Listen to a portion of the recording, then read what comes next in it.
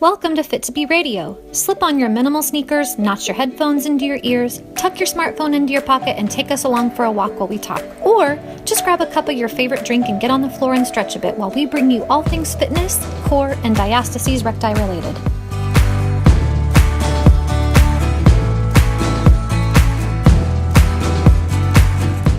You guys ready? Yes. Yep. All right. Born ready. Born ready. I love that. I love your first one though, when you're like, I wish I could just say all those things. I know, that is so bad. Hey everybody, welcome to Fit2B Radio. My name is Chris Benke. I'll be your host today. I'm here with Beth Learn. She's the CEO and founder of Fit2B Studio.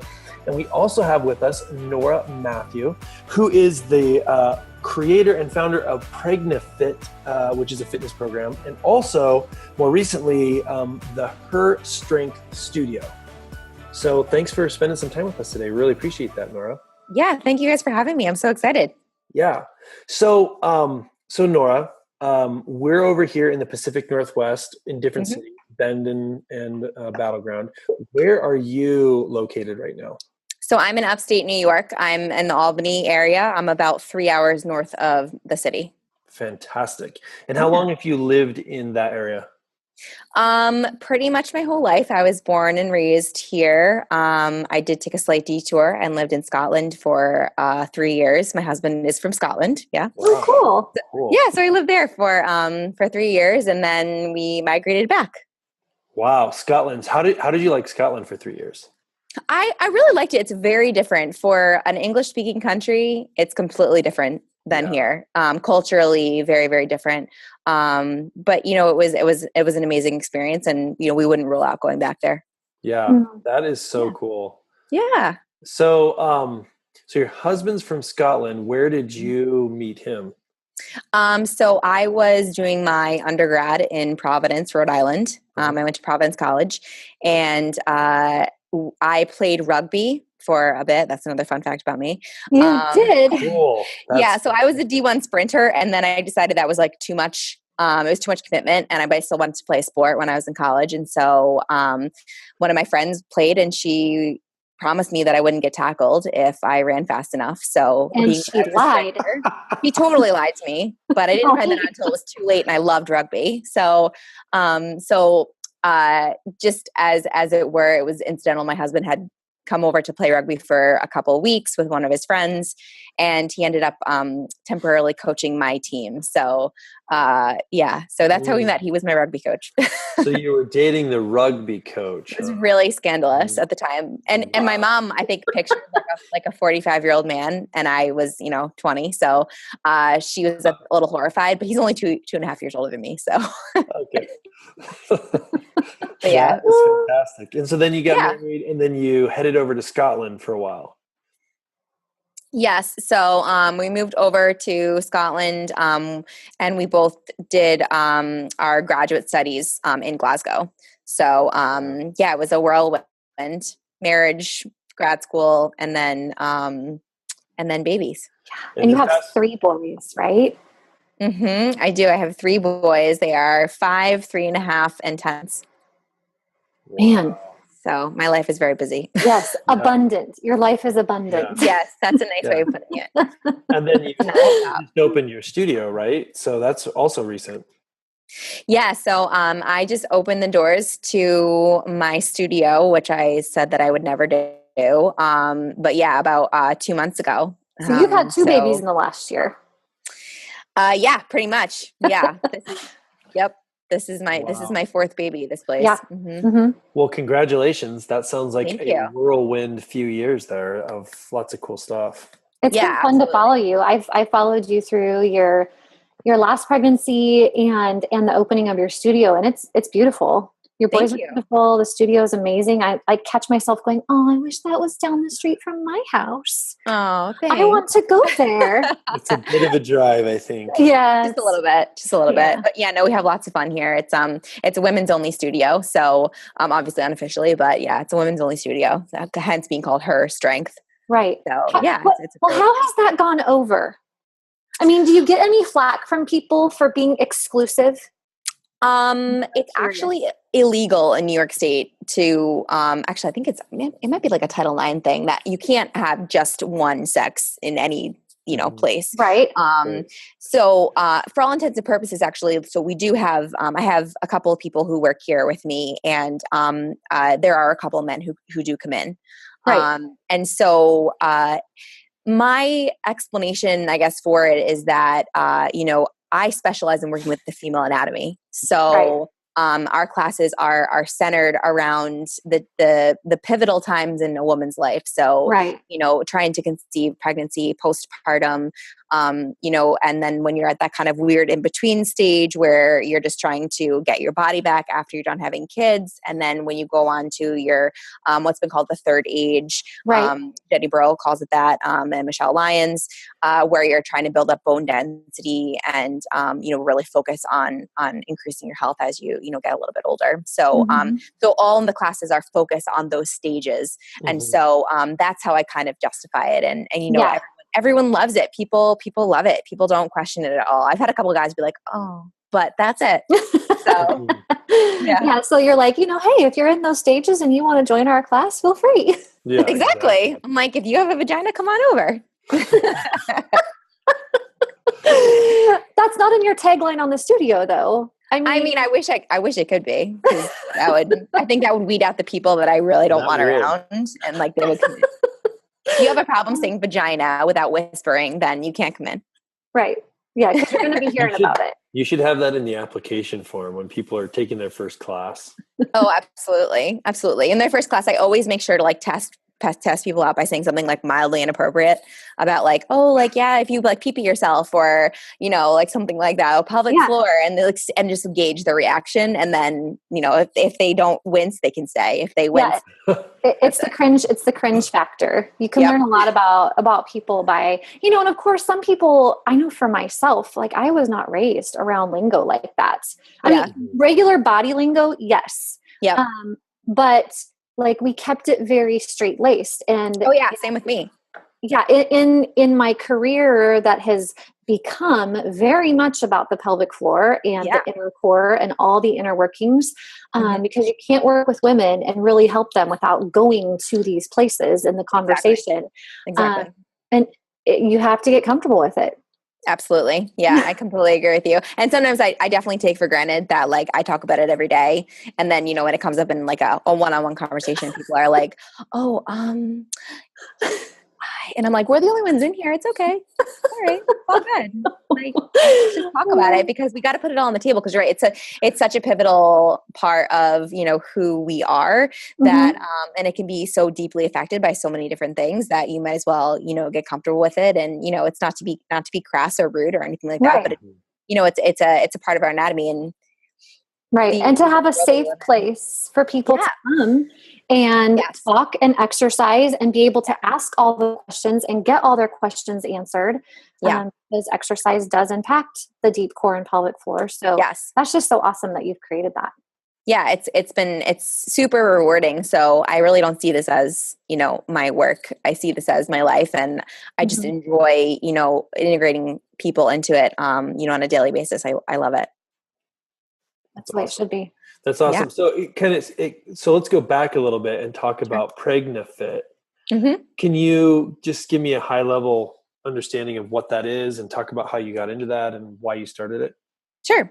So, this goes back to Scotland, actually. When I got pregnant with our first little boy, Rory, I was doing CrossFit in Glasgow, and it was, pretty intense. You know how CrossFit is. And I did not know what I should and shouldn't be doing. I didn't really know anything about breathing because that had never been part of the discussion. It's not. No, it really wasn't. It's mostly like, don't forget to breathe, or I occasionally heard exhale when you're working hard, but Great. Yep. And also, it's a lot of, breath holding, and it's not corrected. So for me, I was like, if I'm squatting, however much weight, and I'm deadlifting, over 200 pounds, I was super strong at the time. You just wonder, what am I supposed to do? Am I going to damage my baby? Am I going to damage myself? All these thoughts that go through your head, and it was a lot of uncertainty. So So I decided to kind of look further into it. I had certified as a trainer when I was in college and had sort of, taken a little bit of, I took about a year and a half off from doing it. And so I decided to get back into it after I had my first baby and took a pre and postnatal fitness course in the UK because that was a thing there and it really wasn't here at the time. Yeah. So that was, no, it really wasn't. And so when I was working in a private studio in Dundee on the East Coast. And I started working with some pregnant women and some postpartum women. And it sort of spiraled into something that I absolutely loved. And because it was so relatable, like I was like, oh my gosh, I went through that. And oh my gosh, where did that bring you? And so my first birth was like a really traumatic experience. And I ended up having forceps and that was like really like a terrible recovery. It was like a really painful recovery. And so I didn't really know that was like an option. I didn't know that was a possibility. And so my recovery from that very much played a role in how I treated women during pregnancy, of that preparation. Okay, what do we need to do to prepare ourselves, to really be in that birth situation, and then to recover postpartum. So when I moved back to the States in 2014, I got back in touch with a guy who ran a strength and conditioning gym, and so I was pregnant at the time, and so was his sister. And so I said, what would you think about me running a pregnancy class? And he was like, well, I'm not really interested in that, but you can go for it. So he's like, if you're certified, it's all good. So it started as a very small class of 3 or 4 of us that were all pregnant. And unfortunately, I think these things are a little bit trial and error. So there were definitely I look back and I'm like, no, I shouldn't have done that. But now, I feel much more confident about it. And it's spiraled into this program, that's really well known in my area. And I have a lot of OBGYNs and midwives that refer to me and physical therapists and chiropractors. And it's awesome. It's like such a community. So it's really, that's been my kind of my trademark program. So all my other programs kind of came from PregnFit. That's cool. Wow. Yeah. That's so good that you are networking and that you have the trust of professionals in your area, because that's where some real help can happen for women is when, they've got that. I think usually it's like a triangle. It's a triangle of, their doctor, their midwife, and their fitness provider. Yeah. And, their physical therapist or anybody else that they're working with. Exactly. And when they have that, they almost can't fail. It's like they're going to get all the support they need to really put their bodies back together. And it's beautiful. Exactly. I think that, it's important to create that support network for women because most of them don't even know that all of these like options are there. And, and it doesn't just happen. No, it doesn't. And I was actually just talking to someone about this the other day. I have like a whole list of people that I refer to, and I would love to just be able to put that into a booklet and just give it to all the local OBGYN and midwife offices and just say, hey, give this to like new patients. And obviously I would list myself. Clearly. But also have like all of these other resources because women are like, oh, I didn't know what pelvic floor physical therapy was. And I didn't know that you could go to a chiropractor when you're pregnant. And I didn't know, you know what I mean? And so it's just creating that awareness, that surrounds that community. Cause it's just so important because if you don't support, there's nothing worse than feeling alone. No, especially not when you're taking care of a newborn and you feel alone. Woo, that's dangerous. Yeah. Well, exactly. Yeah. It's real, it's super important. And, I, to have all of those channels of referral where necessary is just, it's invaluable. It really is. Yeah. Because it affects the rest of your life. For sure. Yeah. So that's how PregnFit started. And then tell me, how did that translate into the ebook? Or are they related or not related? They are. So when I started this program, I was very aware that there wasn't anything like it in the area. There are a couple of there's one class locally that is more Pilates based, and it's run by a pelvic floor physical therapist, and it's great. but it's not strength training. So I felt like there was so much more that women wanted from their workout routines when they were pregnant, but they were just so unsure, right? Like I was. And so when I started an Instagram. So I started an Instagram account, which is at pregnancy_fitness. And I've been at that since 2014. So, the last 4 years almost that I've had this account. And so I would take, short video clips from my classes and I would put them up and people loved it. Yeah. I have how many followers do you have right now on that? I don't know. 56,000. 56,000. Yeah. So I don't update it nearly as much as I did before, because now like the studio was more my core focus as opposed to like, being on social media. But when I built up such a following, I was like, all these women are like, can I do this? Can I do that? Yeah. What should I do in this situation? What should I do here? And then you're spending all your time answering these questions with your thumbs. Yes. Like so many emails. And I was like, it's wonderful that this is like creating such a buzz, but at the same time, like I want to have something concrete. So I dabbled in online training a little bit.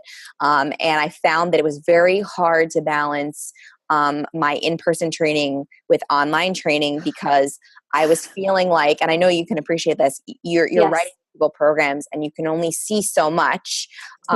I didn't have like, a video chat going on. I would send people things, and I would build up my YouTube channel, which was a private channel, and I would send them links to like video demos that happened in my classes. And so that was great. But again, very, very time consuming. And so I decided that, I should put everything down into like a basic program and say, okay, this is okay for you to do. Here are the mechanics of what this should look like. Here's how you should breathe while you're doing it. Here are some considerations. Yeah. What if you have pelvic pain? What if you have a diastasis? What if these situations, and what are other resources that I can give you that will help you navigate fitness during pregnancy? And so that's where the ebook. So I wrote the ebook over the course of a year, and I gave it to a copywriter, and she was amazingly artistic and put it together for me. So now it's available as an ebook, and it's also available as a physical book as well. So some people really like that, having that tangible thing. Yeah. So you can like open up the pages, and so the tabs on the ebook are really cool. Click through the tabs, and then you can also open up the tabs on the book. So, and what's the title of the book? It's literally called Strength Training for Pregnancy. I think I should probably know the title of my own book. Yeah, I'm looking at it right now online. I feel you. I know people are like, Beth, what workout has that thing in it? And I'm like, I'm waiting for somebody else to answer that question, because right now I don't remember. Yeah, it's literally called Strength Training for Pregnancy. Okay. It's on Shopify. It's like there's a direct link from my Instagram page, but yeah, it's cool. It was like, and then people would, get in touch with me, and I'd say, hey, here's the ebook, gives you some like step-by-step for certain exercises. And then there's more, advanced things for people who like work with, kettlebells and that kind of stuff. Have you found, because I've had this experience where people write and they're like, hey, give me this long drawn out answer to my question that you've probably already answered 59,000 times, but please personalize it for me and write me a question, or write me an answer to my question. And then when I respond by saying, you know what, that's a great question. I get that question a lot. I get it so often that I wrote this thing and here it is, and you can go get it. They're offended. Yeah. I'm like, I can't believe you're trying to make money off this. Oh yeah. Okay. Because I have all the hours in a week while raising children and running a business. This is my job. This is my job. I love you, but this is my job. Yeah. And please, I mean, go get the thing. It's going to be able to, it's concise. It's beautiful. I think people, I try to give people the benefit of the doubt, and I like try to like link things like posts that I put up that I refer to what they're talking about. Yeah. What really annoys me is when other professionals ask me, they're like, oh, can you show me how to train my client during pregnancy? And I'm like, no, I can't. This is my job. You should send them to me. You should just send them to me, because if you don't know how to do it, and I do, this is my job. Yeah, I'm like, so when they're like, hey, I say no. I'm like, well, you can take the Experts in Diastases e-course and then book a session with me. Exactly. And it's amazing how many people don't do that. Right. And it's like an effort. People just want to be told what to do. And in all aspects of life though, like people, they don't have any kind of, it's almost like this like internal source of like effort that they don't, I don't know. Yeah. They want they want to hit the easy button. They want to be able to swallow a pill that teaches them everything in a second. And it's like, wow, I've been doing this for 20 years. There's no way I'm going to be able to dial that down for you. Right. I mean, you're going to have to put in the work and learn it. Right. Well, I had a question recently from a client who I also have a postpartum program, and which I need to update because it's not really like, it's not super pretty like my ebook. But it's because it's not pretty. It's not that pretty. I need to love it. It needs to be prettier. I know. I get It's all about aesthetics, right? Right. So she went through my postpartum program, and then she was like, okay, so she was like, loved your program. So great. Healed my diastasis. When can I get back to doing crunches? And I was like, forehead never. to death. Never. Why? I know. I'm always like, well, I mean, okay, but why? Why? Do you love them? So right. Do you remember those like 1,000 core exercises I gave you? They're way better than crunches, and they won't, give you a slip disc. So I'm just saying, it's kind of important. But I think part of the problem is people are programmed their whole life. And then not only that, but that continues forever. So if you're like, Beth and I run into this all the time. We're looking for stock imagery. You type workout, you're going to get 9 images of crunches and 1 of running. Like that's all. And then planks, maybe some planks. And maybe one of those people will actually have clothes on. Yeah. Right. Yeah. Women's fitness. Everyone's naked. Everyone. So it's just this conditioning situation where, I mean, that's all you're told. You're just fed this, crunches. So, then someone like you comes along, or someone like us comes along, and we say, hey, there's a different way. They're like, okay, yeah. And what about the crunches? Right? Like, it's just a hard. And they're like, well, what about the 6-pack that you promised me? And you're like, I never did promise that. I don't know if that's really like the goal. That's not my goal. I know. I remember being younger, and I was just thinking about this the other day. Before I had kids, and I had all the time in the world to work out, and my career was fitness, and I did that 8 hours a day. And I remember looking at my body and going, gosh, I can't wait until I actually can justify having a little bit of body fat and curves. Because it was like, even at that time, it was like, I had a 6-pack, but I didn't necessarily appreciate it. Right. And my husband even now is like so much better how I am now. He's like, you were like a rock, it's like cuddle with a rock, for him that actually wasn't very attractive. Yeah. My husband says the same thing. I think, it's this culture of wanting to teach women to be less. Yeah. And that's a huge reason why I honestly, I swear to you, I said this, and you can ask anyone I've ever worked for or with, that I never wanted to open my own studio. I never wanted to have the responsibility of, dealing with all the overhead, dealing with all, the admin. There's so much involved in physically having your own space that I was like, no, I'm not willing to take that on.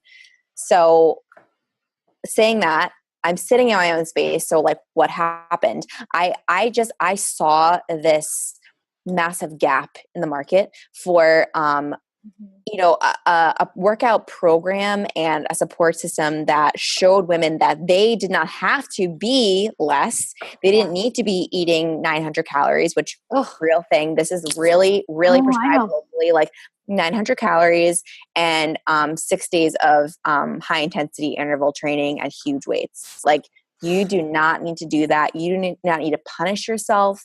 You don't need to get rid of the baby weight. Like, don't even use that term. Like, it's so important to me that women are able to be, empowered by their workouts and feel good about what they're doing, and not about, okay, here's this image on the front of this fitness magazine that I need to be that. So until I'm that, I'm not going to be happy. And then what happens when you become that? Are you happy? Is that where that's coming from? Won't be satisfied. So that brings me to another question, which is, what are the common myths that I mean, we're already talking about some of them, but what are the common misbeliefs or myths that people are always coming to? Beth, by the way, every time you drink that. So if you're listening to this podcast, not watching it, Beth has some kind of a drink, and every time she drinks it, she makes this horrible face. And I'm trying not to make the face. Look, I made a smoothie. This is how to not make a smoothie, okay? Look, never, I repeat, never make a smoothie with rhubarb, avocado, huckleberries, peaches, coconut milk. Look, it was what I had in the freezer, and I was like, I need to use this stuff up, and it's gross, but I finished it, which I know it's healthy, but I was just like, I got to equity rescue this shake now. It's got all these things in it that I paid money for. Exactly. Okay, so that's a little inside info on this. I know. This faces she's making. So anyway, so back to the myth and misinformation that people have. What do you hear day in, day out that you wish you could just correct? I think I would probably say that the one thing is that you literally need to leave every workout like a disgusting, sweaty mess for it to have been a good workout. Yeah, that's a lie. Yeah. Yeah. For sure. It's like this like pervasive feeling that people are like, if I'm not dripping in sweat and like dragging myself out the door and then wanting to die in my car for the next 20 minutes, it wasn't a good workout. If I'm not so sore that I can't sit on the toilet or walk down the stairs, then I didn't really get anything out of it. People like equate soreness and exhaustion with a good workout, and that's just simply not the case. It isn't. You're breaking down your body constantly, and you're creating this terrible cycle of inflammation, and you're never getting rest. They're never recovering, and they're not eating enough to build the muscle and to actually give their bodies a chance to catch up with itself.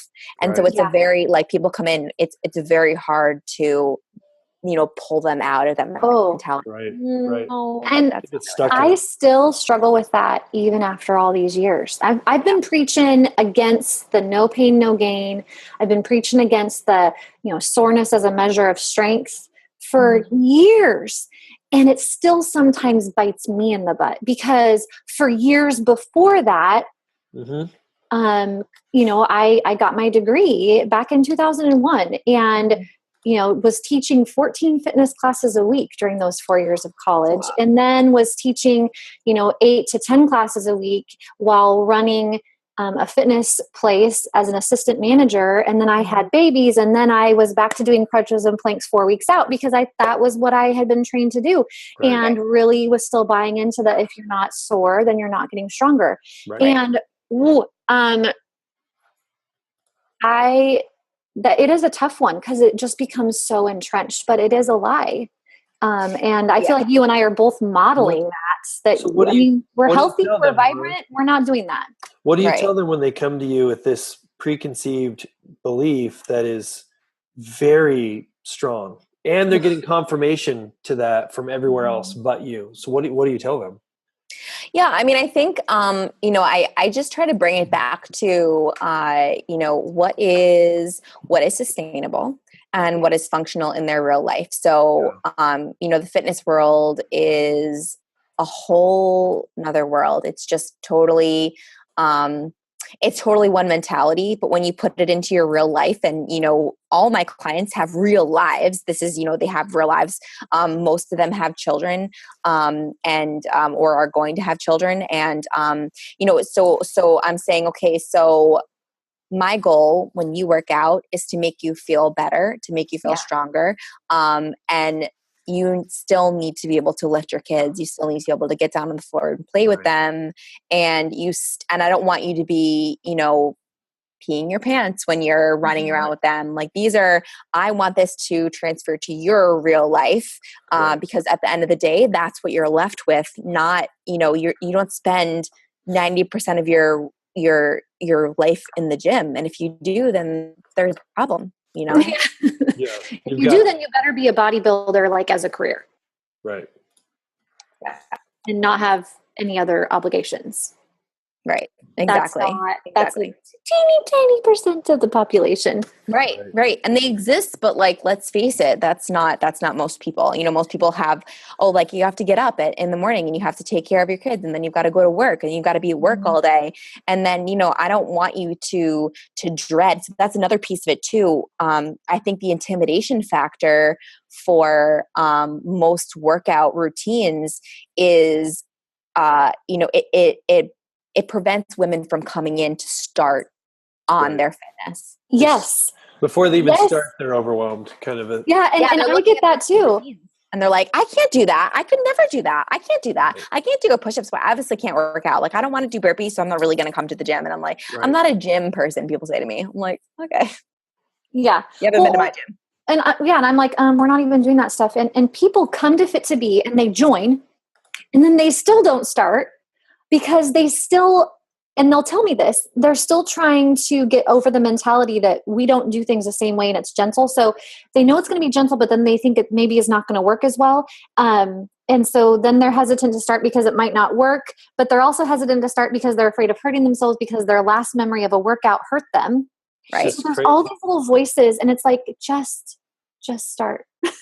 Yeah, and I definitely value my clients' trust in that way. I get a lot of women who come in, and with my consultation, the initial consultation where they tell me where they've been, what they want, and they lay it all on the table, and I'm so incredibly grateful that they give to me that level of themselves, in that they say, like, this is where I need this. And so I know in that moment that they are going to trust me, and they're going to trust what I'm going to tell them. And I'm always going to explain it. I'm never just going to hand you 30-pound dumbbells and tell you to, do a front squat with them without any explanation as to why you're doing it, how you should be doing it. And I'm never going to tell you to just, suck it up and push through, because at the end of the day, that's going to ruin the continuity of your program and you're going to get hurt.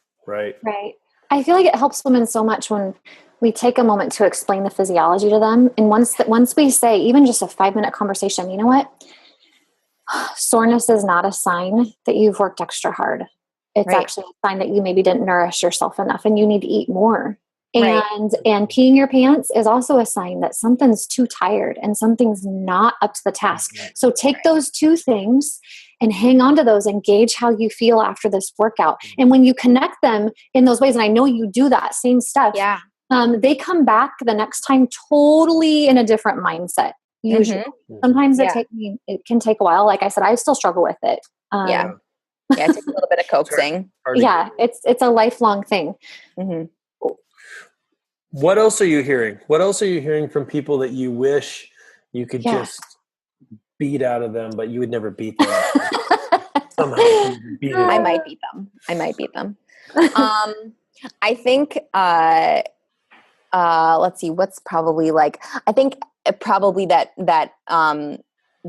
movements, when they're in the gym are like that more is better. And that you have to lift super heavy in order to see the benefits, and you don't have to set any movement standards. Like, I think that a lot of people underestimate how important it is to get the form of things really down before progressing. And I see it a lot, especially with most often I see a valgus collapse. So that knee caving in on a squat. People don't understand why that's a problem. So valgus collapse, which is where the knees buckle inward. Yes. And so the knees aren't tracking with the toes, and the knees are more narrow than the toes. Yeah. Right. Exactly. Yeah.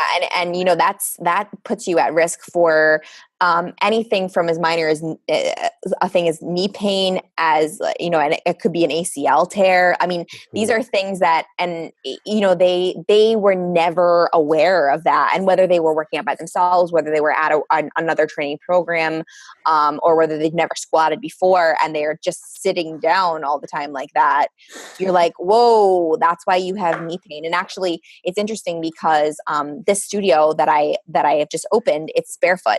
So I have women coming in either socks, and they have like little grippy things on the bottom of them, or they can go totally barefoot. And the studio is super clean because of it.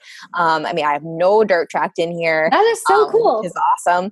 And it amazes me, like every day, that I can assess people's movements just by watching their feet and their ankles and how those mechanics travel up the body. And I think that people are like, oh no, I need these like hugely padded sneakers to do my workout. And I'm like, no, actually that's doing more damage than good.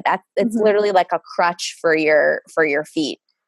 Like, I heard someone, like some podiatrist said, like, shoes are, foot caskets. And I was like, that's about right. Yeah. It really is. So all these women and all these problems have come out since. So I have been training some women for like 3 to 4 years, and then they come into this space. They've always had shoes on before. So now they come into the space barefoot, and they're like, oh yeah, I have like this problem and this problem and this problem with my foot.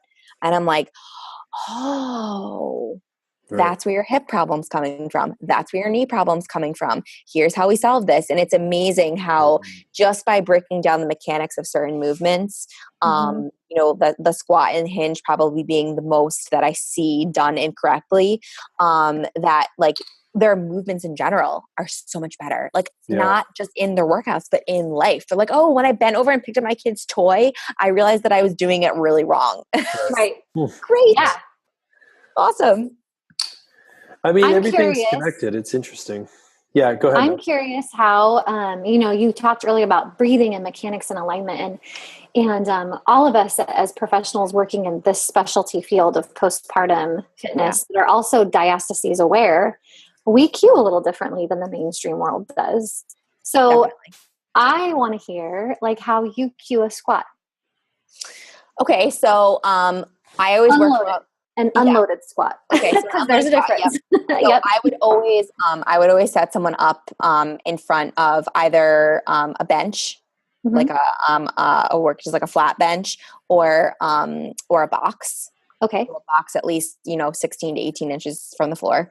I would set them up so their feet are directly in front of the box. I'd have them move their feet to hip width, if not shoulder width. Okay, and sit way back into their heels, keep their torso upright, and basically just sit down and then stand up. And then I would go from there. So I try not to over cue initially until I see what the actual, if there's anything that I need to correct, because I had a girl come in a couple weeks ago. She had never strength trained before. Wholly natural. She was unbelievable. I was like, I'm not going to change anything about what you just did. I'm good with it. I'm not going to change it at all. And this is a girl who's never squatted before. I mean, she was, and so it's good to not over cue, I think, for me. Yeah. And then I, sometimes I use cues like, pull the ground apart as if you're standing on a piece of paper. You want to rip it in half. That's a good one to kind of keep the knees in alignment, because they're thinking about pulling out as well as pulling. And also pulling down into the squat too. I see a lot of people bounce. See a lot of bouncers. So like they'll just like drop into the squat and like bounce back up again. I'm like, you're not actually working there. You need to keep tension in your squat. And then breathing is always something that I bring into it. Some people naturally breathe on exertion, but I find that not everybody. The opposite. Yeah. Well, and so also like, where's the exertion in a squat? Like it's all work, the down and the up. Yeah, the eccentric versus the concentric. Yeah. And like which muscles are eccentric and which muscles are concentric. Right. I love hearing out on that, because in the squat, it's all changing depending on which joint you're at, and it's squat is so multi-joint, multifunctional.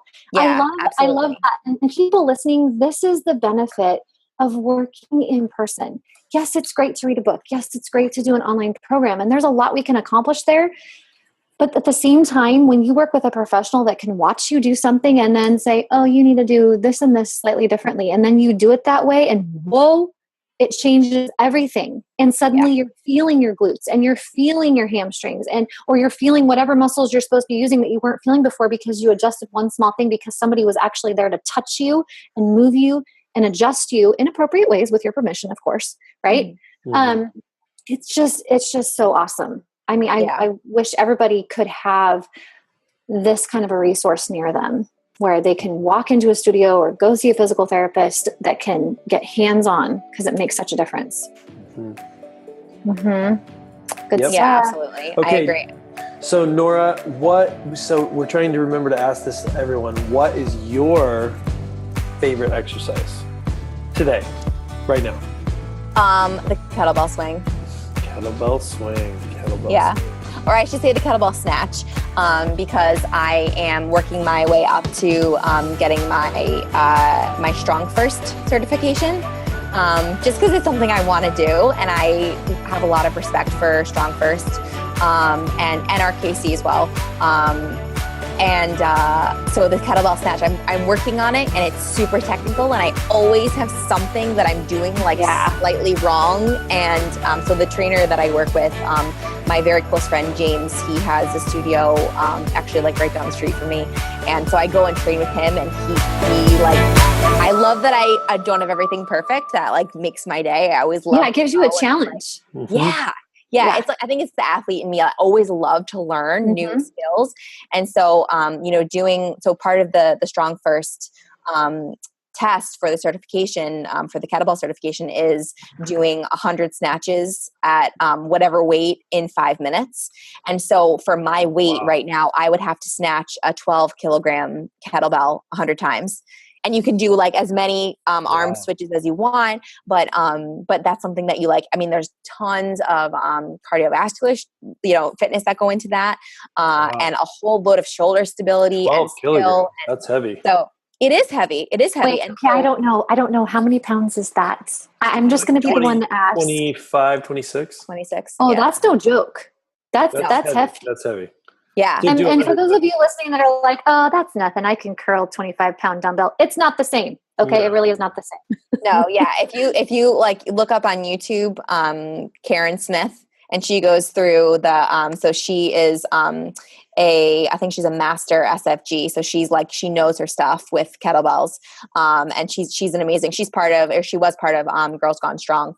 Okay. And so she is like a great kettlebell coach, and she coaches through like all the movements. And so she does a great explanation for the snatch. Yeah. So yeah. And you're going through Haley's program right now too, right? Yes. Yeah. Yeah. I am. We interviewed her. She's great. Oh my gosh. I'm loving every moment of going through her program. And I love that she just talks through the whole thing, because I just sit there and laugh to myself. And my husband's like, what are you laughing at? I'm like, she's funniest, of course. And he's like, work. And I'm like, no, like it is. This is work. Yeah. Yeah. I love it because it's so unedited, again, about the stuff we love to talk about, like pelvic floor. And, it's so relevant to my clients because I love kettlebells. And so they use them a lot. So I'm excited to go to see her in person in New York in next month. So that'll be great. I'm so jealous. Yeah. Awesome. Yeah. Yeah. I'm excited. Jealous. I have to host my family reunion that day. I don't really envy you, but I'd rather be at a kettlebell conference. Hopefully none of your family listens to this podcast. Yeah. I love you, Mom. I love you, Mom. Anyway, but I'd rather be listening. So, Nora, thank you so much for spending time with us today. It's been fantastic. Yeah. Oh my gosh. Yeah. Thanks for having me. Congratulations on getting your studio going. Thank you so much. It looks very cool. It looks like you're in there now. It looks very cool in the video. I am. Yes. Ooh, yes. There it is in my place. So I like beautiful. Yeah. Awesome. Yeah. Oh, I want to go there. Yeah. All right. You have to visit. Okay. I will. Yeah, definitely. All right. Okay. Have a great day, Nora. It was good talking with you. Thanks. You too. All right. Bye. Bye. Hey, thanks for listening today. I truly hope you're taking us along for a walk while we talk, but in case that didn't happen, remember that it's never too late to move when you have membership access to Fit2B.com, which has everything from easy to hard, beginner to advanced, 5 minutes to 55 minutes. Once again, be sure you're following Fit2B on Twitter at Fit2B, Instagram at Fit2B Studio, and subscribing to this podcast.